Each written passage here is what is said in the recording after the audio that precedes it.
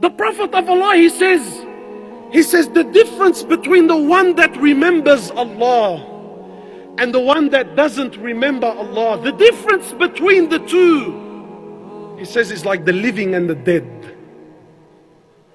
This is the difference. You know, Khalid bin Walid, one of the greats, one of the absolute mamas of our ummah. Khalid bin Walid, there's a particular narration when they were facing the Romans. And Khalid bin Walid was an absolute wild horse, just an absolute gun. So Khalid bin Walid used to wait for the Muslim army to go to sleep at night. Then on his own, Khalid bin Walid on his own would mount on his horse and go over to the Romans, go over to the enemy on his own to get intel, to suss out the army. What are they doing? What are they planning? So the Muslims used to trip it. They used to say, Khalid, what's wrong with you? You're the Ameen, you're going on your own. I mean, at the very least, take some men with you. Maybe something happens to you, you're killed, something happens. Look at the way he thought.